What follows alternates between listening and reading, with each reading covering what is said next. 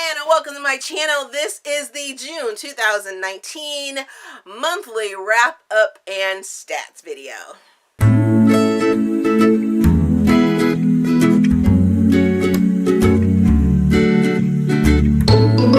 As I do each month, I am just going to give you the monthly stats, which is just the counts and everything like that. There will be a slideshow at the end of this video, so that you can go chronologically on the books covers that I read, and then you can look in the description box so that you can go to that week's weekly wrap-up to check out any specific books that you want to read. But let's get to it, because I got lots of work to do, and it's been crazy, as you should know if you've been watching my videos. So for this month, I read 29 books. I did not think I read that much this month, but obviously I did. And that breaks down to 14 audiobooks, 15 ebooks, 9 arcs, and 5 of those were scheduled arcs, which means 4 of them were arcs that I had previously, and I finally got to them this month. That is a total of 81 hours and 14 minutes, a little low in the audiobook arena, and that's a total of 6,280 pages worth of book goodness. For the star ratings, had 0 DNFs, 0 1-stars. I had 1 2-star book. I had 5 3-star books. I had 16 4-star books, and I had 7 5-star books. For Blackout 2019, or where I read Black authors, I read A Girl Like Her by Talia Hibbard, Something About You by Riley Hart, Rebel by Beverly Jenkins, Something About Us by Riley Hart. For Romance Genreathon this month, the topic was LGBTQA plus books, and I read Something About You by Riley Hart, Something About Us by Riley Hart, and Rebel by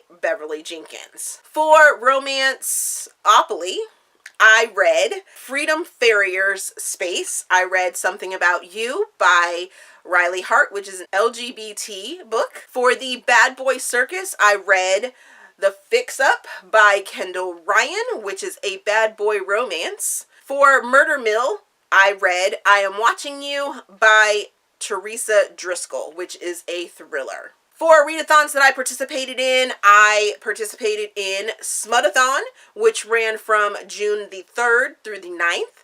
I participated in Buzzwordathon, which was June the 12th through the 18th. Romanceathon, which was held June 17th through the 23rd. Summerathon, which was held June 21st through the 27th. And since Memorial Day, I am participating in a Polycon 20 in 20.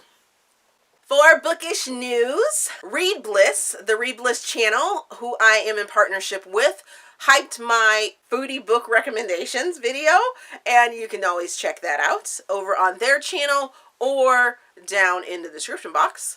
For Bookish Events, I attended the Girls Are Back in Town, which was on June the 22nd, and I did a full video vlog / haul, so check that out up there. And now for the best part of my video. This is where I talk about my 5 favorite books from this month and give you a little bit more description and why I loved these 5 books. And I'm going to start it off, these are in no particular order. I'm going to start off with Royally Matched by Emma Chase. I really enjoyed this book because it is the second book, and so this story revolves around the prince that is now first in line to be the king after his brother relinquished the crown and decided to live his life half in their foreign country and half in the United States with his new love. So the brother is now in line to be the king, and he sort of needs to show the current queen that, you know, his grandmother, that he really does want this job. And I really enjoyed the fun, and if you like The Bachelor, you're probably going to enjoy this story as well. The next book I'm going to talk about is Fix Her Up by Tessa Bailey, and I love this despite the mixed reviews that it is getting. I really, really enjoyed this book. I love that the cover is very deceiving. Tessa Bailey is a dirty, dirty bird, and I loved every single minute of it. I've been listening to her for months now in my ear, and to have a full book of all her dirty thoughts is just absolutely amazing. I loved every single minute of it. Not to discount any of her other stories and books, because I have read some of those as well. They're dirty, dirty as well, and I just loved it.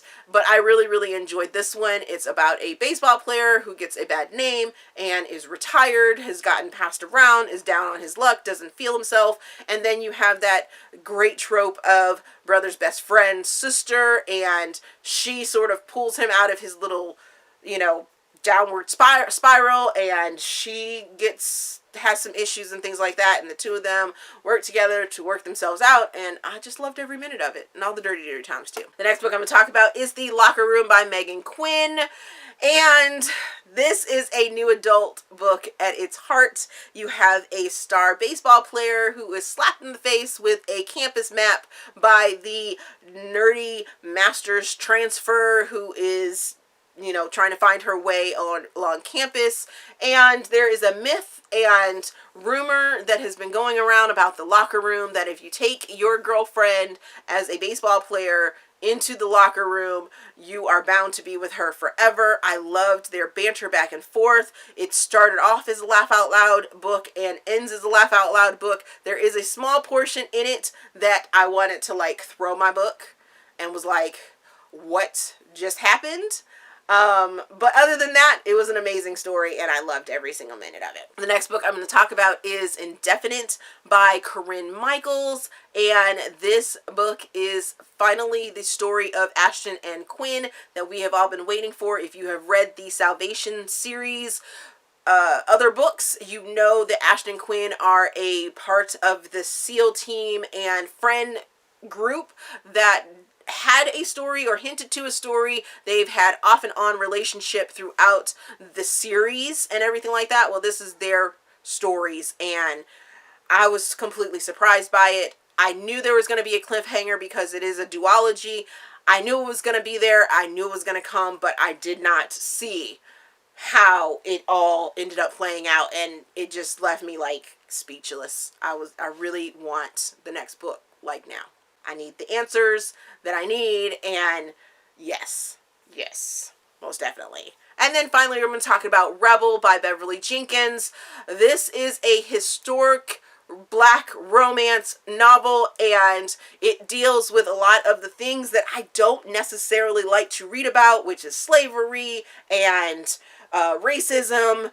Ooh, yes, heavy. The first, I would say, 50 to 55% of the book is pretty much a history lesson and a knowledge bomb that just is like, bam, more knowledge. Here's some history.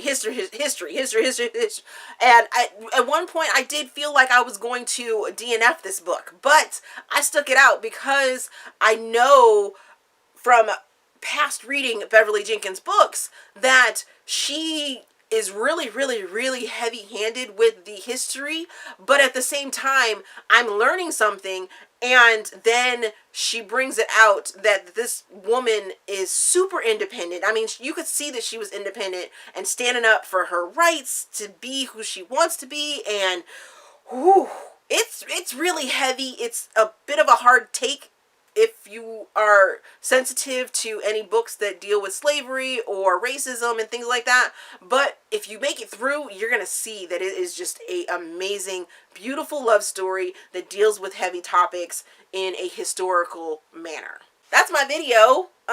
Make sure you stay until the end, or if you wanted to time jump, you can. It's down in the description box to get to the slideshow. But here's my outro. Let me know how you did this month as well. What were some of your favorite books? Maybe I'll go check those out. As always, if you enjoyed this video, please give me a big thumbs up and subscribe to the channel. Also, there is a feedback form down in the description box so you guys can help me improve my channel. Thank you for watching, and we will see you guys later.